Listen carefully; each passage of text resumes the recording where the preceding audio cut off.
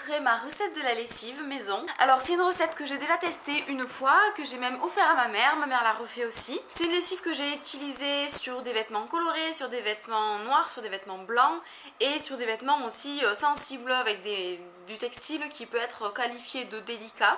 Ça fonctionne également avec ma machine, avec tous les programmes, que ce soit le programme rapide, le programme normal, le programme délicat.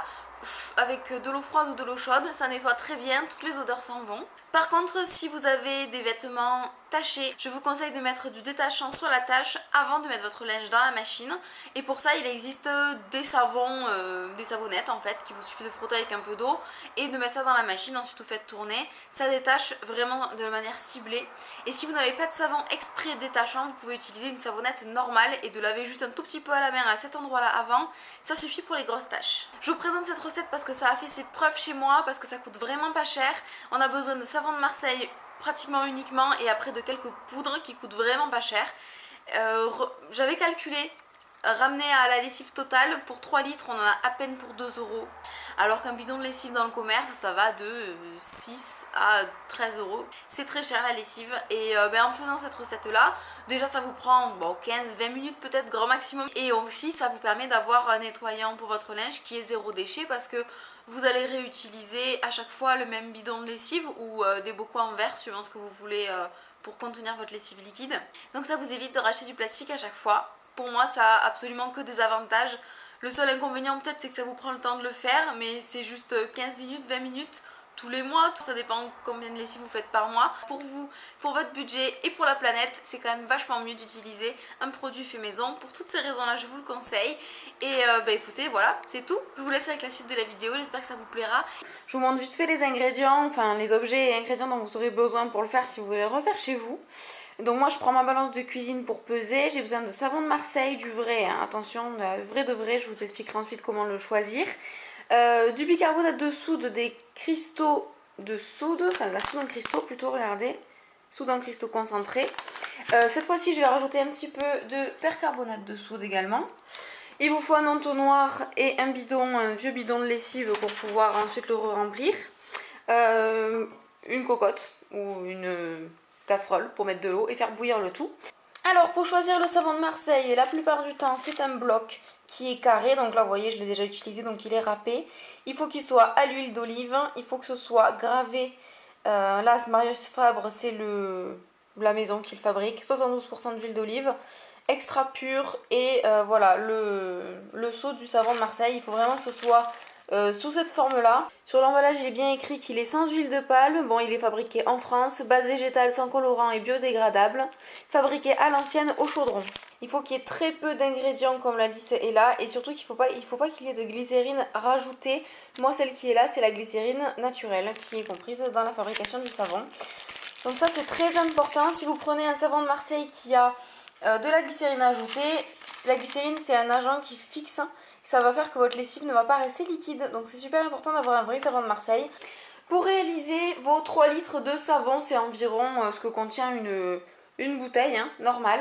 Pour réaliser vos 3 litres de savon, il vous faut 100 g de savon de Marseille que vous avez râpé auparavant. Donc moi quand j'ai fait cette partie là, j'avais pas de râpe à fromage. J'avais simplement un économe, donc je l'ai fait à l'économe, mais je vais en faire plus et je vais le faire avec une râpe à fromage. Il vous faudra 3 cuillères à soupe de bicarbonate de soude, donc environ 50 g, 3 cuillères à soupe de cristaux de soude, environ 50 g aussi. Je vais mettre à peu près la même proportion aussi de percarbonate de soude, qui est un blanchissant écologique, parfait pour les lessives et l'entretien ménager. Et ensuite il vous faut 3 litres d'eau, qui vous fera ensuite, tout ça mélangé et fondu, 3 litres de lessive. Bon alors je fais bouillir 3 litres d'eau ici. J'ai mon savon de Marseille qui est râpé. Vous voyez comme il s'est râpé avec une râpe à fromage normale. Et ici j'ai mon mélange où j'ai mis bicarbonate de soude, cristaux de soude et percarbonate de soude. Comme je vous ai dit, la première recette que j'avais fait de lessive, j'avais pas mis de percarbonate parce que c'était pas celle que j'avais vue. Et ensuite j'ai vu des personnes qui conseillaient d'en mettre aussi parce que c'est très bon pour la lessive, donc j'en ai rajouté. Donc mon eau est en train de chauffer. Dès qu'elle se met à bouillir, je rajoute le savon de Marseille. Je remue doucement jusqu'à ce que ce soit complètement dissous. Et une fois que c'est dissous, j'éteins le feu. Et hors du feu, je rajouterai mes cristaux, bicarbonate, etc. Et j'attendrai également dissolution complète et je laisserai refroidir. Bon, ça a énormément moussé, mais avec un petit peu de patience et en remuant de temps en temps, la mousse se dissout en fait, hein, se défait un petit peu. Et dessous, vous avez la lessive qui est totalement liquide, translucide, et tous les cristaux se sont dissous, ça fait juste quelque chose d'homogène. Donc il faut laisser reposer, il faut remuer de temps en temps pour que la mousse s'en aille et également pour que le mélange ne se fige pas. Et il faut laisser refroidir hein, jusqu'à ce que ce soit totalement froid. Donc bien sûr hors du feu, moi là le feu est éteint donc ça refroidit tout doucement. Ça peut prendre plusieurs heures à être totalement froid et il faut remuer de temps en temps, mais vraiment de temps en temps. Donc c'est vrai que ça vous prend peut-être une journée où vous allez être chez vous.